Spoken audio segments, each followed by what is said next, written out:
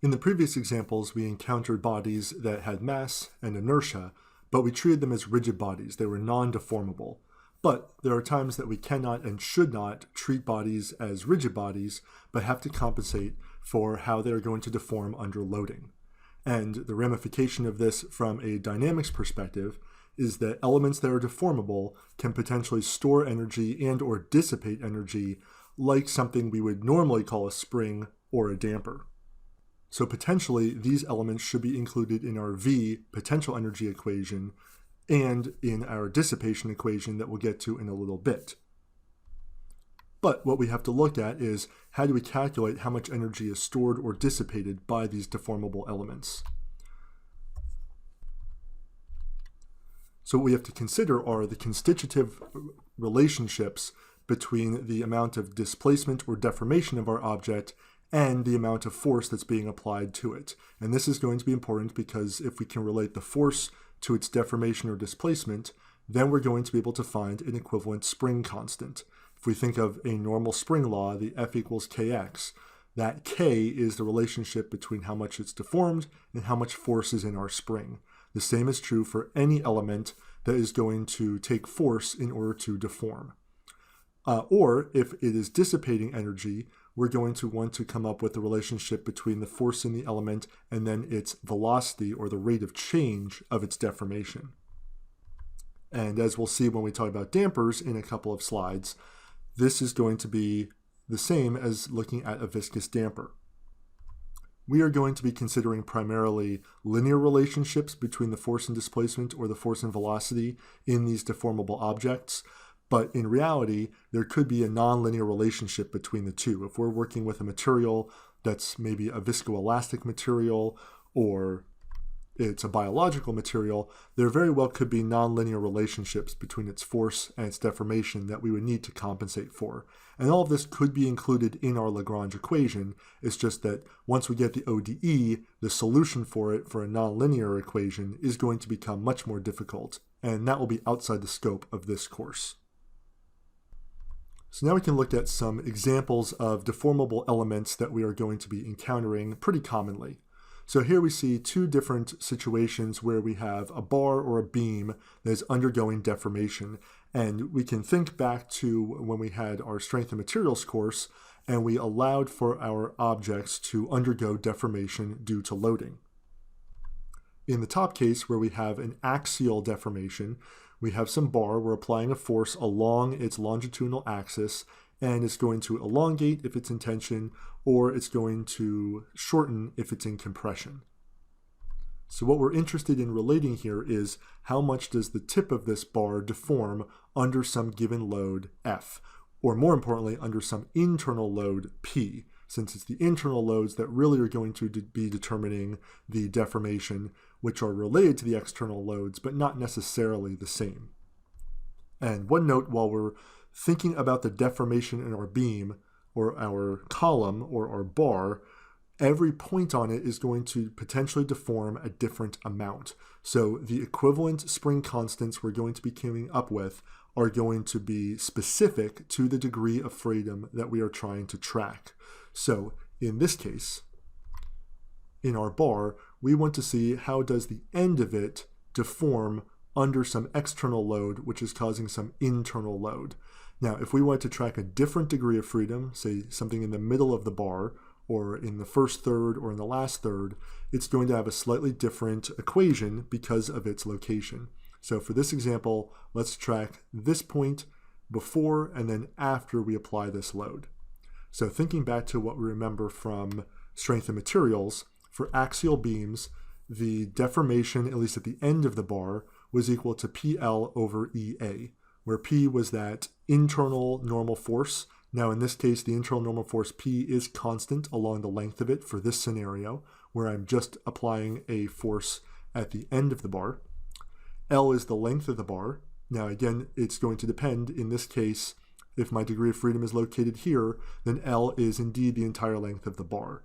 But if I were interested in the middle of the bar, the L is going to be half as much. So for the end of the bar, L is this little l, the length of the beam.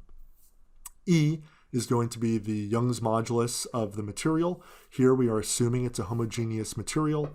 And A is the cross-sectional area. Now remember, from deriving the PL over EA, this is only good for a uniform material with a uniform cross-section. Now we can deal with more complicated cross-sections or multi-materials as we did in strength of the materials, where we had maybe a statically indeterminate relationship that we had to establish. But this is right now the simplest case. So we have our constitutive equation. There is a relationship between the deformation at the degree of freedom being the tip of the bar and the internal load, or in this case, the internal load is equal to the external load, P or F. Now, what we want to do is rearrange this so it looks like a Hooke's constant or a Hooke's law, where we are going to be able to find our equivalent spring constant. So the equivalent spring constant is always going to be that applied load over the amount of deformation. If we think of, for a linear system, when we have an actual spring, it's going to have units of something like newtons per meter or newtons per millimeter. The same idea is here. We need the force over the amount of deformation, and that will tell us the spring constant. So in this case, taking this constitutive relationship, I'm just going to rearrange it. I can divide both sides by the delta. I can multiply both sides by EA and then divide both sides by L. And we can find that for this axial beam, its equivalent spring constant is going to be EA over L. So we can reduce it, we can treat it like a spring or even draw it like a spring, as long as we're modeling it with this equivalent spring constant, EA over L. And specifically, it's going to be tracking the degree of freedom at the end of the bar. Now, if we move on to this second example that we could see, here we have a beam with transverse loading. So we have some, in this case, weight at the end, but it could be some external force that's pushing transverse to the beam, so orthogonal to the longitude of the beam. So we apply this force, and the beam is going to bend down, or we could apply a force in the opposite direction, and it's going to bend up. In this case, again, the specific degree of freedom I'm going to be tracking is at the end of the beam. I want to see what is that vertical displacement.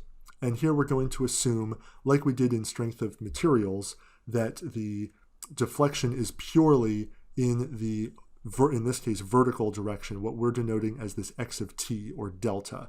We're not accounting for the arc of it, and we are again going to assume small deformations here. And if we were looking at a degree of freedom that wasn't at the end, it was in the middle, the first third, the second third of it, again, we are going to get a different equivalent spring constant. So these equivalent spring constants are going to be dependent on the independent degree of freedom that we want to track. So in this case, for this transverse beam bending, where we just have a load at the end and it's cantilevered, we can look up in a beam table, or we can derive this using singularity equations. We'll get to some more examples in a minute here. We can get that this delta, this vertical deflection, is related to the applied load through this constitutive relationship. So the amount of deflection is going to be equal to the applied force, they're calling it W in this example, times the length cubed over 3EI.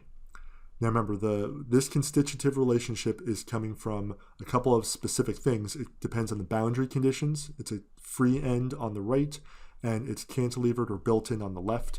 There's no other loading along the beam. It's all at the end, and the specific degree of freedom we're tracking is at the end. We just care about the vertical deflection at the end. That's how we can get this constitutive relationship. So, like the first example with the axial loading, with the transverse loading, to get that KEQ, the equivalent spring constant, in this situation, if we're tracking the degree of freedom at the end, I need to relate or find the ratio of the amount of force being applied to the amount of deflection that we are seeing. So in this case, I want W over delta will give me the KEQ. So again, I can rearrange this constitutive relationship, multiply by 3EI, and divide by L cubed.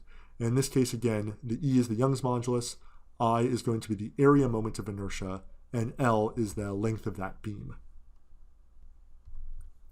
So as I said, we can get this constitutive relationship for the transverse beam by using singularity equations, or we can use beam tables, which probably we talk about less in strength of materials, but it can be a shortcut for getting the relationship between the deflection at the degree of freedom we're interested in and the amount of load that's being applied on the beam. So if we look at some of these beam tables here, we have a lot of different examples of different boundary conditions that we could be seeing and the different types of loading that we can be seeing as well. So for the purposes of this class, we're probably most interested in this column here. We're looking at the deflection at any point on the beam because it's going to depend what degree of freedom are we trying to track. Sometimes, if you look at a table like this, it's going to give you the maximum deflection and then the deflection at an arbitrary point. Maximum deflection, like in this example, is going to occur at the right end of the beam. And oftentimes that is the degree of freedom that we want to track.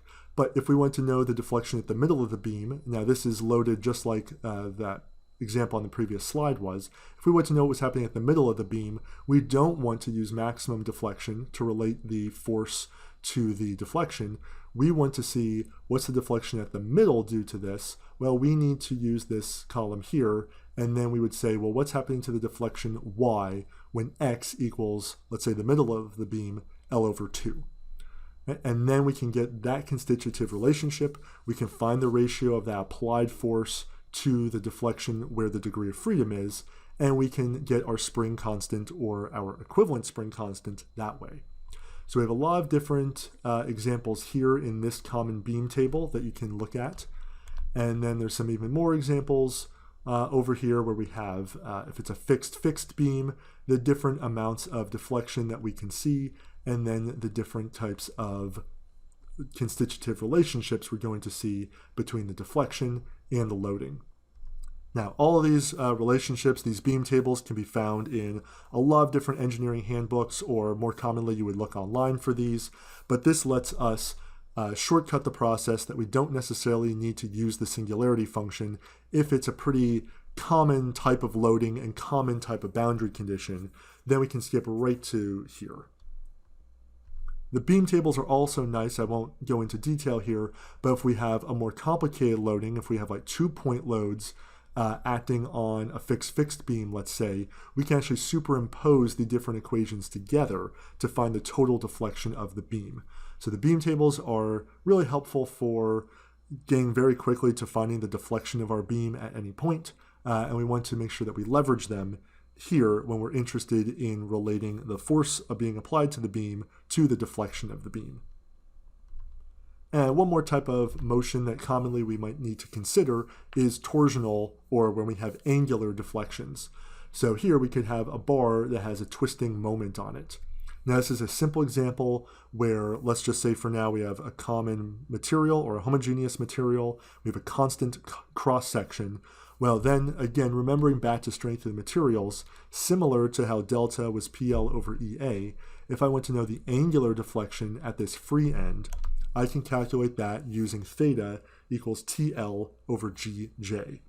So in this case, T would be that internal torsion, which would be caused by that external torque. L is again the length of it. G is going to be the bulk modulus of the material. And J is going to be the polar moment of inertia. And then we're going to be able to find what the angle of deflection is in radians. But once again, with this angular type of deflection or angular motion, we're going to be able to get an equivalent spring constant. But here, like with the torsional spring, it's going to be in torque over angle of deflection. So it could be in something like Newton meters per radian would be a common spring constant that we would find. So again, if we rearrange the constitutive relationship to be in the desired ratio form that we would expect for a rotational or a torsional spring, if we rearrange this and get T over theta, we can find that for this scenario, for this rod in twisting, that the equivalent spring constant would be GJ over L.